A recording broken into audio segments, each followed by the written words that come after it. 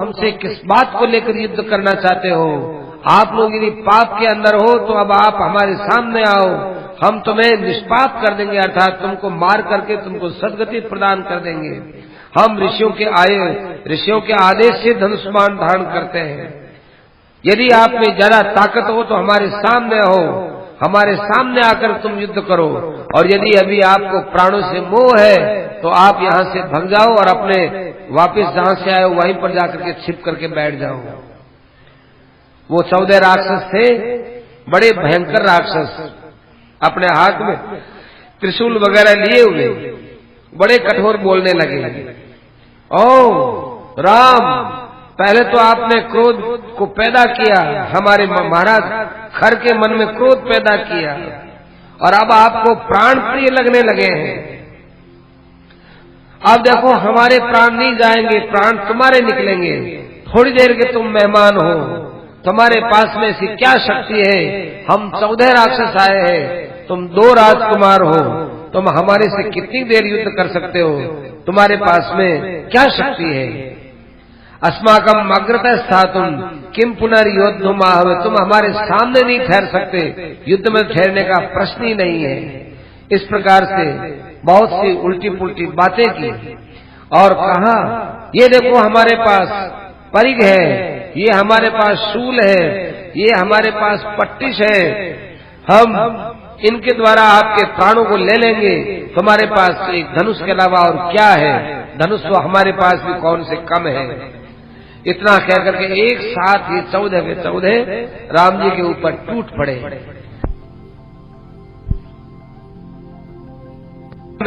अपना बाण लिया और जितने शूल थे उन शूल के ऊपर बाण की वर्षा की, तो वो शूल उस समय में टूट गए। परिघ थे, उन परिघों को तोड़ दिया। जितने जितने उनके पास शस्त्र थे, सारे शस्त्रों को राम जी महाराज ने तोड़ दिया। नाराज थे, नाराजों को तोड़ दिया। राम जी महाराज ने जितने उनके पास में लड़ाई के साधन थे सब तोड़ करके अपनी तरफ से बड़े वेग से उन्होंने एक बाण पर एक बाण इस प्रकार से चलाया।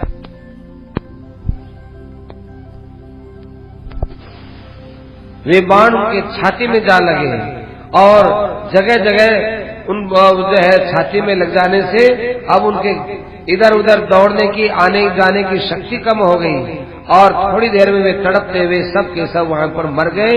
14 राक्षस के मर जाने के बाद वो राक्षसी वहां से वह जो है क्रोध से मूर्छित हुई, रवाना हुई, और रवाना होकर के और जो है वो खर के पास में आई।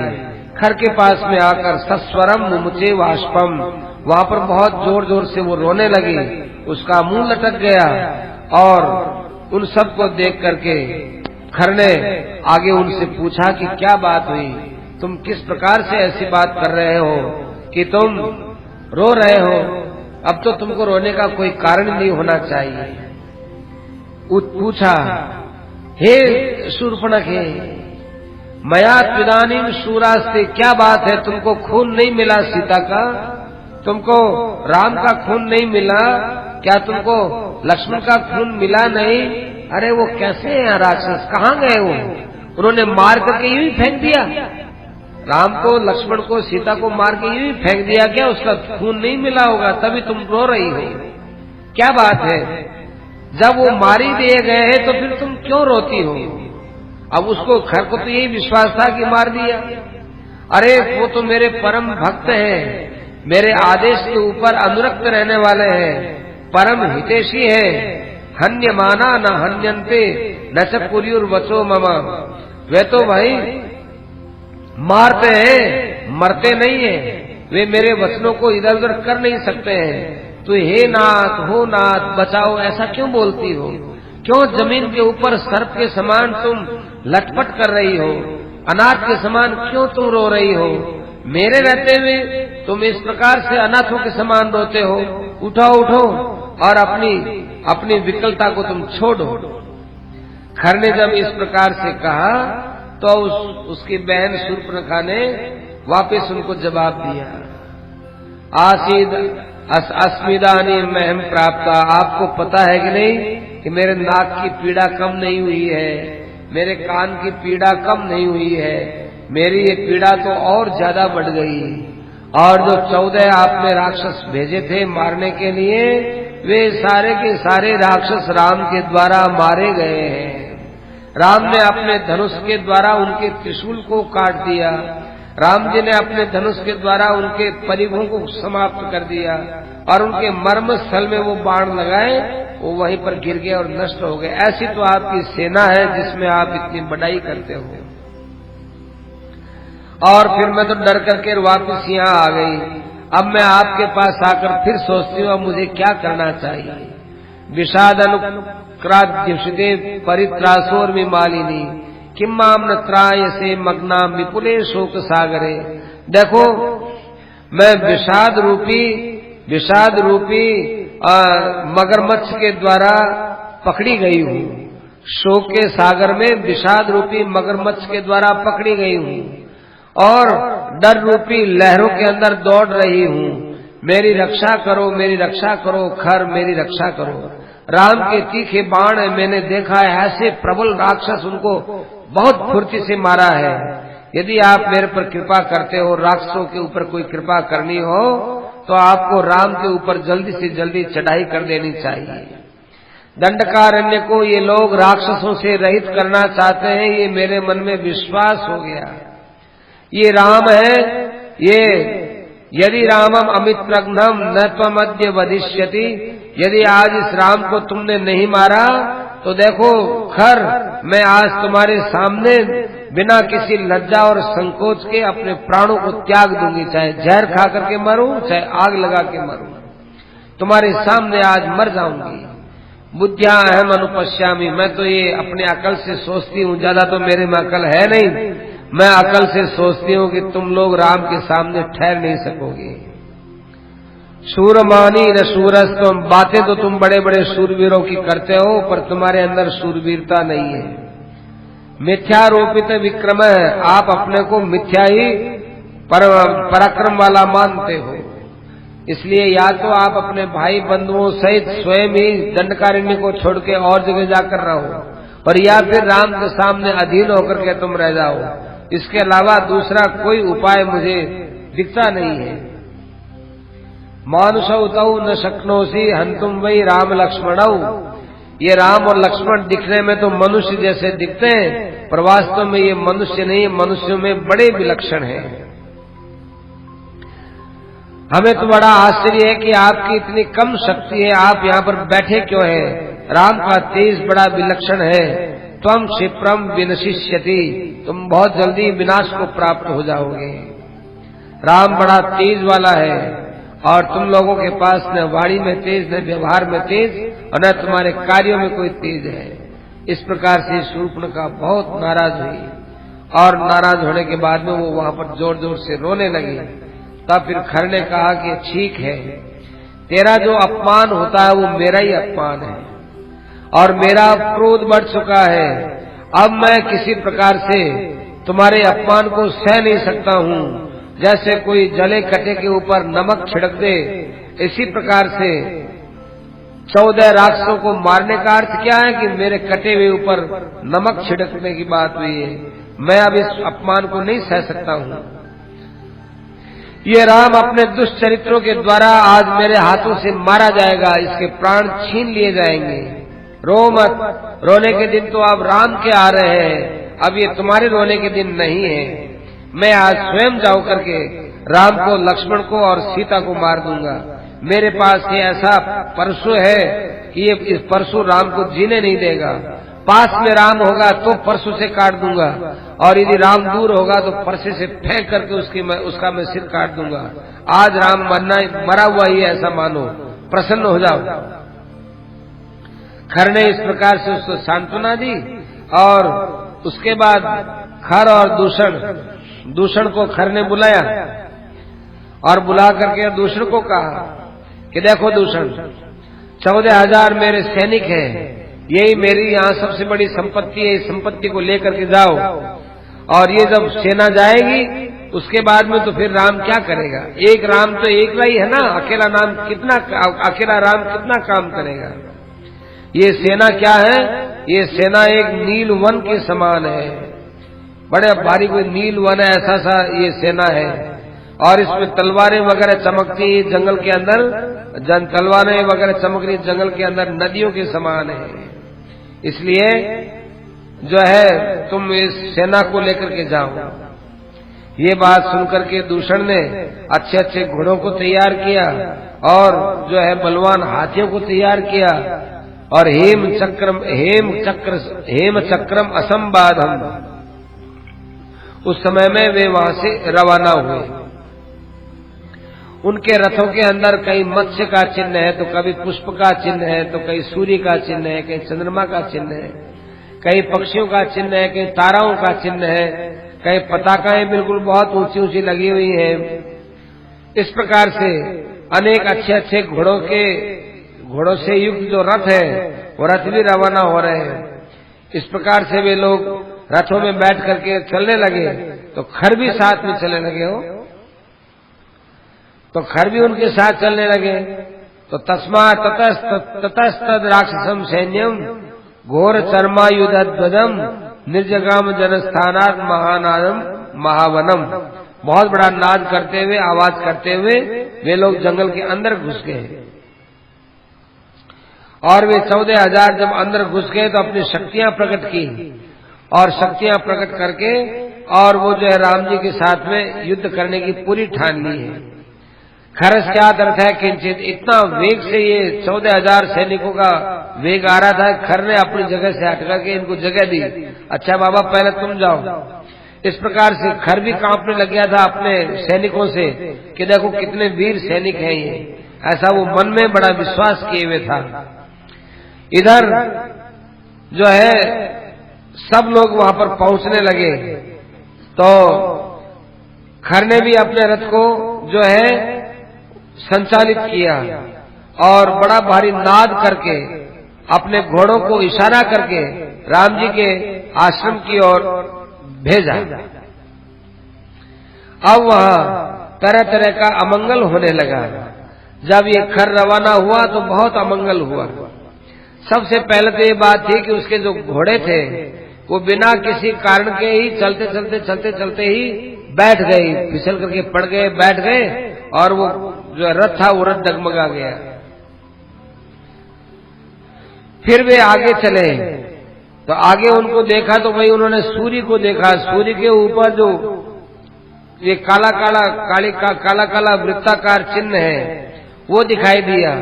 वो क्या पहले तो काला है, आगे जाकर पीला है, तो देखा कि ये भी मृत्यु का द्योतक है। और फिर जो है गीध को देखा, गीध था वो बहुत ऊपर ही ऊपर, उसके ऊपर ही ऊपर घूमता है, खर के झंडे के ऊपर ऊपर ही। ततो ध्वजम उपागम्य, उसकी ध्वजा के चारों तरफ वो गीध है वो घूम रहा है। और विविध प्रकार का नाद करने वाले, आवाज करने वाले पशु पक्षी इधर से जाते हैं उधर से आते हैं। बहुत जो है उनके आवाज से रावण जो है वो बड़ा परेशान हो गया। नहीं, खर है वो बड़ा परेशान हो गया। अब वो खर भी दौड़े आए, वो भी आए, वो सब अपशकुनों में लगे हुए हैं। अब जो आकाश है, आकाश के अंदर बड़ी गर्जना होने लगी, और आकाश में जो बदल है उन बदलों से खून की वर्षा होने लगी। और आकाश बिना किसी कारण के, बिना वायु के चलते ही आकाश एकदम काला काला हो गया। वायु चले और मिट्टी उड़े तब तो कुछ पता भी चले, और बदल भी हो तब भी कुछ पता चले। बिना बदल के और बिना मिट्टी के उड़े ही आकाश काला काला दिखने लग गया। संध्या का समय है, वो संध्या का समय में एकदम जो है वो जो है लाल लाल हो गया, खून के समान संध्या प्रतीत होने लगी। ये सब खर के लिए बड़ा अपशकुन था।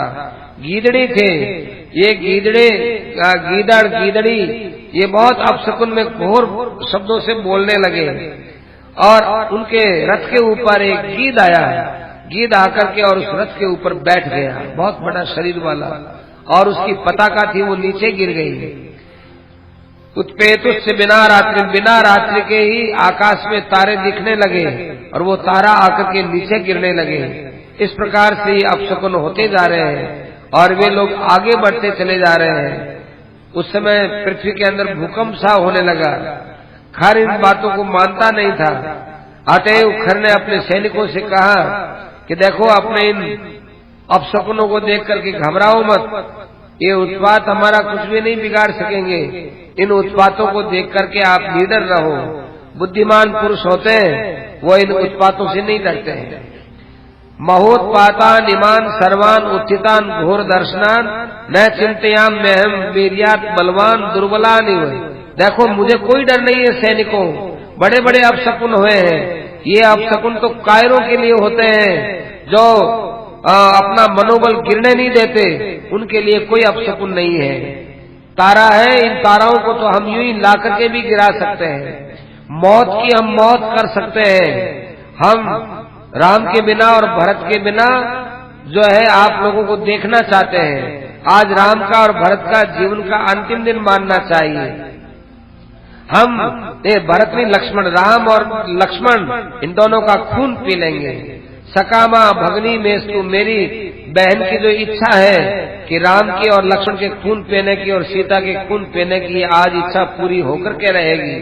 न क्वचित प्राप्त पूर्वों में संयुगेषु पराजय। आज तक कोई मेरे सामने युद्ध के अंदर टिका नहीं है। जो अभी कोई युद्ध में आया मेरे से परास्त हुआ है।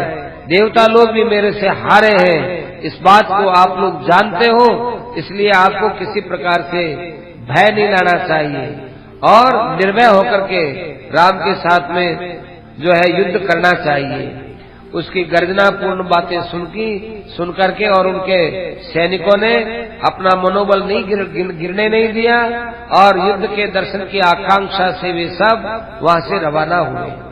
इधर आकाश में देवता, गंधर्व, सिद्ध, चारण ये अपने अपने स्थान पर बैठे हुए थे और ये आपस में कहने लगे कि ब्राह्मणों का हित हो, गौओं का हित हो, त्रिलोकी का हित हो और राघव आज युद्ध के अंदर जीत जाए, ऐसा कोई प्रयास हो जाना चाहिए। जैसे विष्णु जीतते हैं ऐसे ही राघव आज जीत जाए, ऐसी सबके मन में इच्छा हो रही है, देवताओं के मन में।